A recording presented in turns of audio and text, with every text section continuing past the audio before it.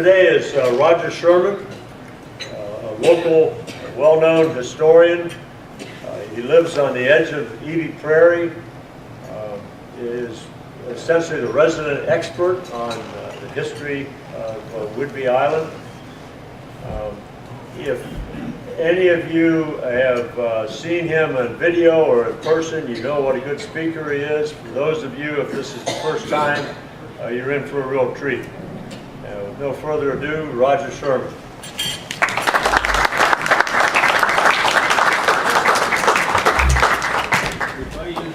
Okay, we're starting out with Fort Casey, and it was built in the 1890s.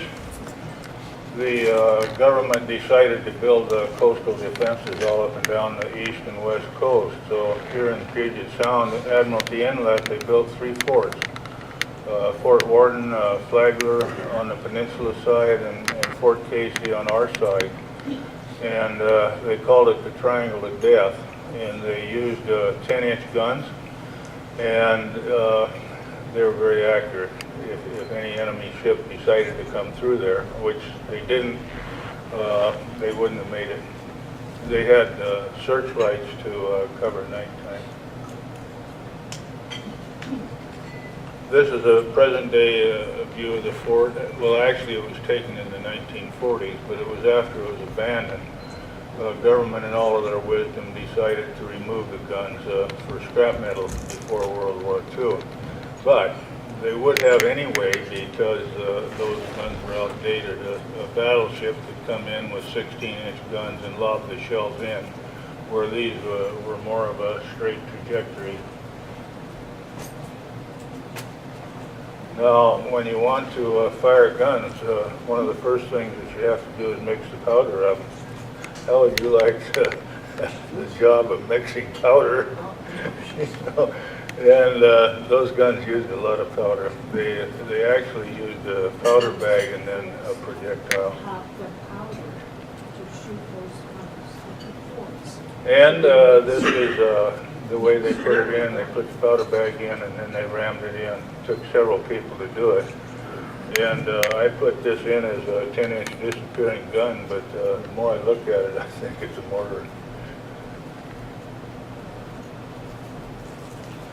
And it's in the up position to fire.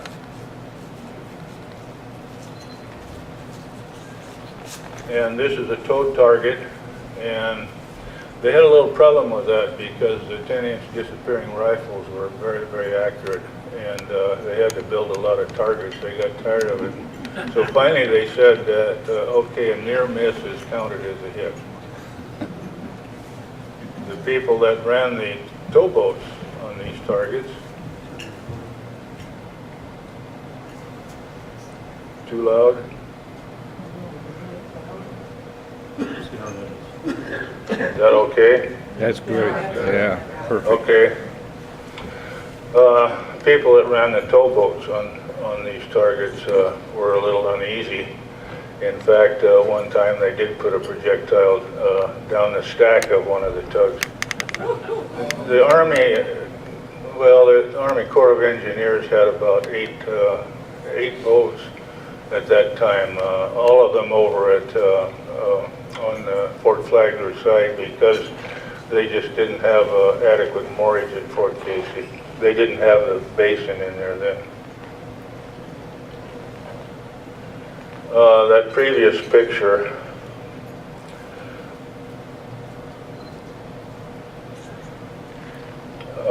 when they brought these guns over from the Philippines, they brought these 3-inch guns too. I think there's 1 or 2 over on the peninsula side. And you can understand why the Rangers get a little concerned about liability.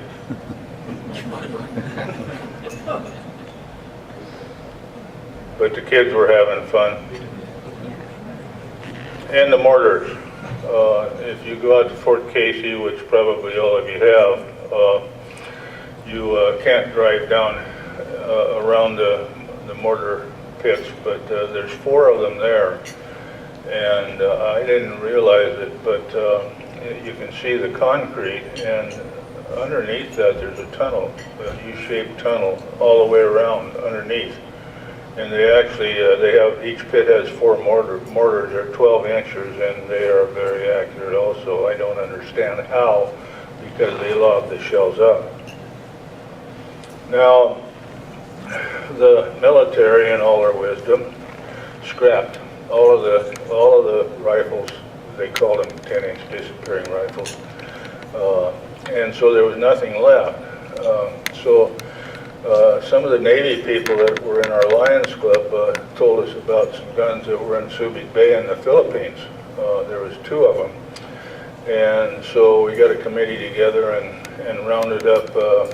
Some of you probably remember Magnuson, Senator, and Scoop Jackson, and they went to work on it, and lo and behold, 2 10-inch disappearing rifles appeared in Puget Sound. Now this is a Sealand cargo ship, and the guns were carried on the foredeck, and the problem was that they got into a big storm, and one of the barrels, they called them tubes, broke loose. And the skipper, if he could have done it, that gun barrel would have gone over the side, because it was rolling and smashing everything in its path. But anyway, it comes into port in Seattle, and it's got this gun pointing over the bow. And here they've got the carriage in place, and they're working on the gun tube.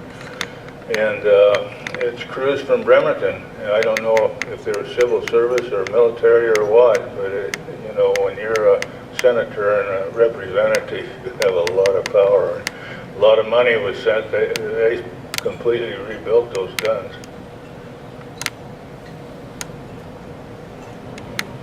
And this is a crew that was responsible. On the left is Scoop Jackson, then our Lions Club president at that time, Dr. Stan Anderson, and my Uncle Wilbur Sherman, who was the committee chair.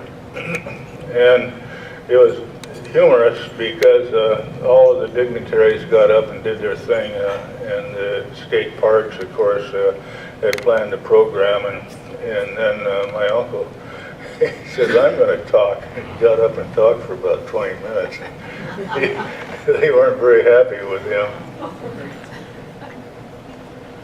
Now, Fort Casey has had 2 lighthouses, and this is the first one. It was activated in January of 1861, and it was a wood structure and had full-time person to man it. Well, actually 2. There was an assistant lighthouse keeper also. But guess where they built the bunkers for the guns? So the lighthouse had to move, and they did. The sergeants used that for a long time, and then in 1903 they built this other lighthouse, which was just, well, it's just beautiful. You probably, a lot of you have been out there and gone through it, and it was built on the turret. There's 2 walls there, and so there's a space in between, and the architect couldn't find a construction company that he was happy with, so he led the crew himself to build our lighthouse. This picture was actually taken in 1906. Aerial, if you can get your bearings, there's the bunkers.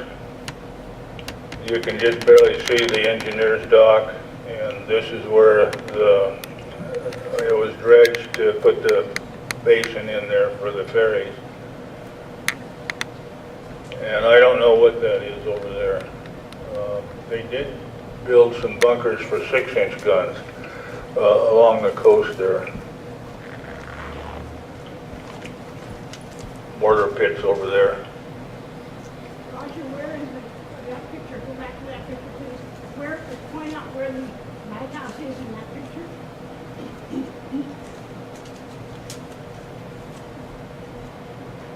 The question was, where is the lighthouse in this particular aerial picture?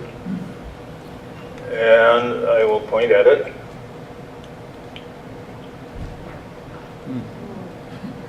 And it doesn't look like a lighthouse, but that's where it is. And this picture was taken before 1948, because 48 is when that basin was dredged for the ferries. Yes? Is there anything remaining yet where that balloon hangar is? No, that was taken out. Never quite figured that out, you know, it didn't make a whole lot of sense. It was, what do they call them, barrage balloons? And they send them up, they got a cable on them, and the idea is if a plane comes over at night, you know, they've got a chance of tangling up in that cable and crashing. Well, I think they only had 2 balloons, and, you know, how much good did that do? I guess it gave some people a job. Is that a balloon hangar or blimp? Might have been called a blimp. The question was that a water, a blimp? A balloon hangar or a blimp? A balloon hangar or a blimp? Are you familiar Or are they with? one and the same? The crowd here says that they aren't one and the same, but I don't know that history. Does that help? Yeah.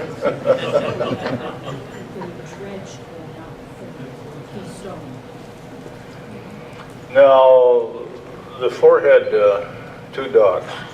One was the engineer's dock and the other was the quartermaster's dock.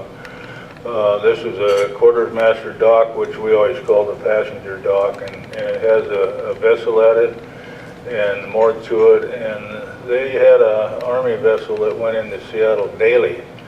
And when I interviewed one of the locals in Coupeville, his dad worked at the fort, and he said that they never rode the steamers that went from the Coupeville wharf. They always rode the steamers that went from the Army wharf because they were free.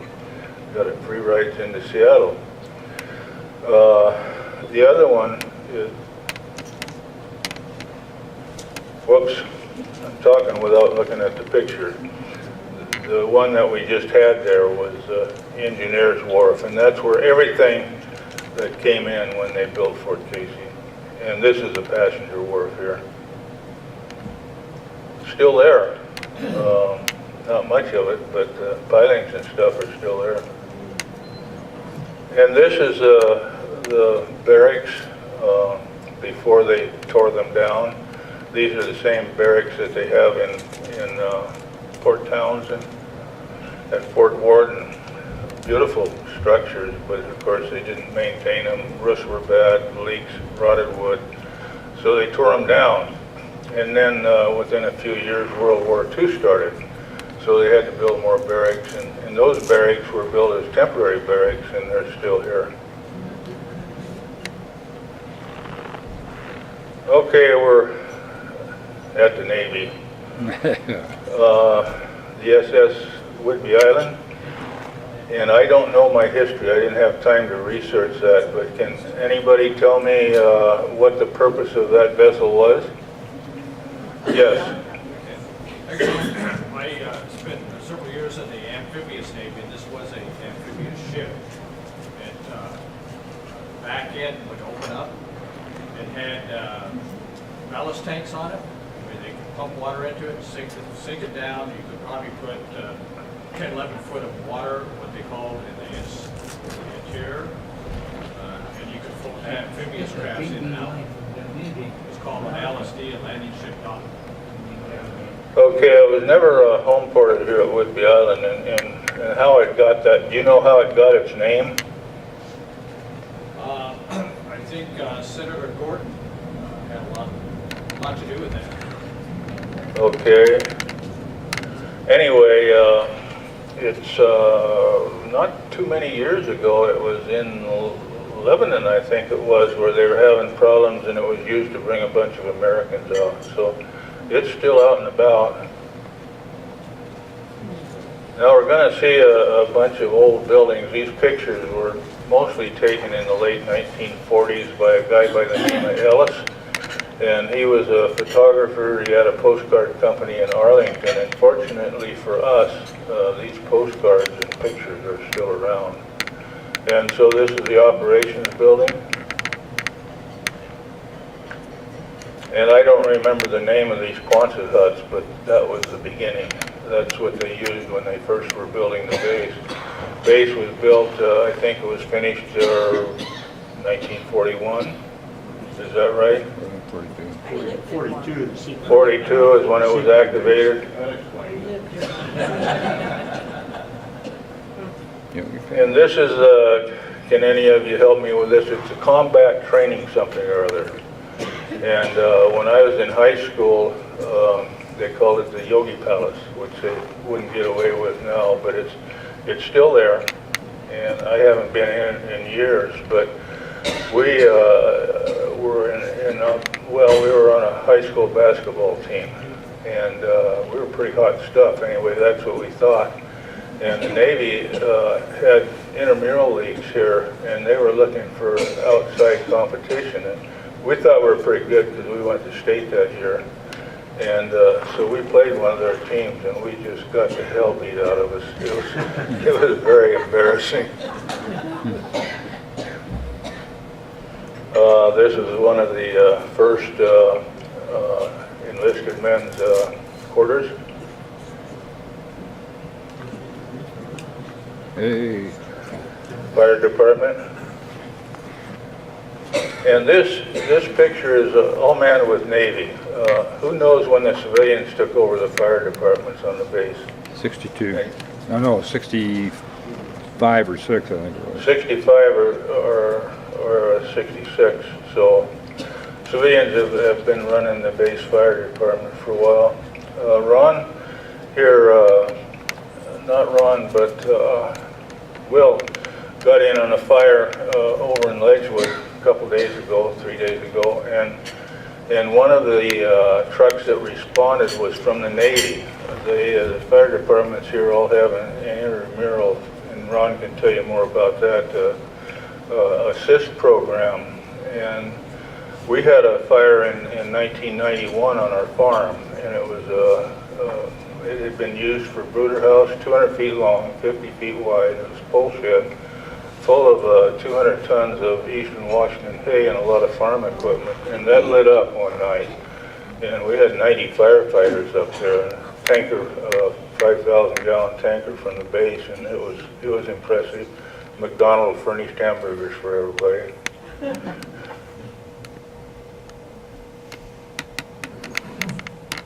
Remember the old main gate?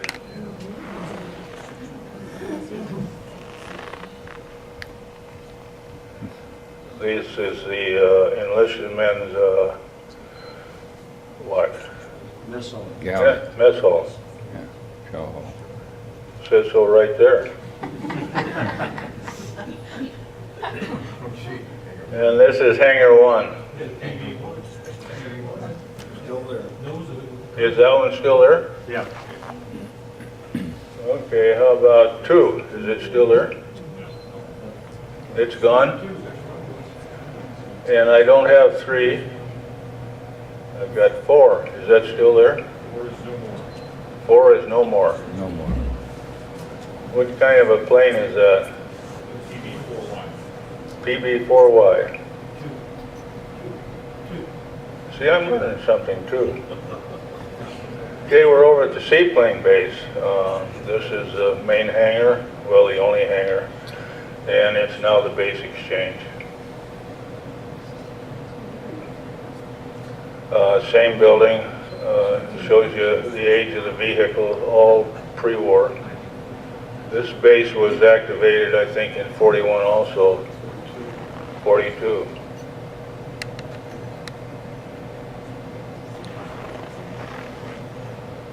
Same hangar, shows some of the PBYs on the Tamarack.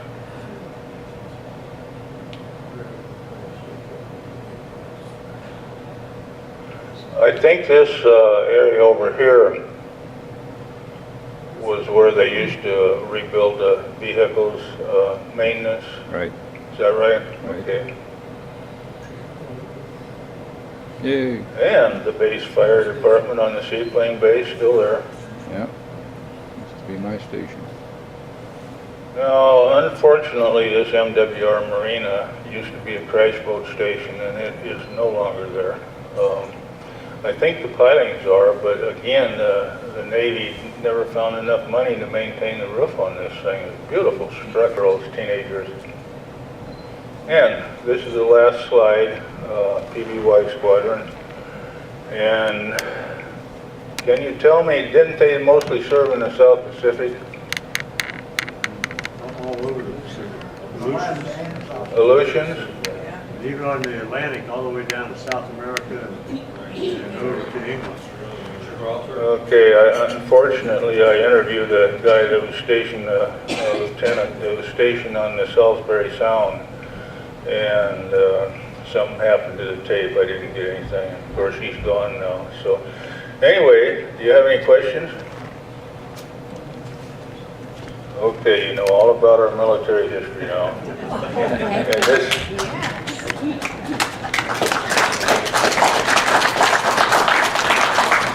this is the first program that I've done like this, so we'll be adding to it as we go along. So anyway, I'm very happy to be here.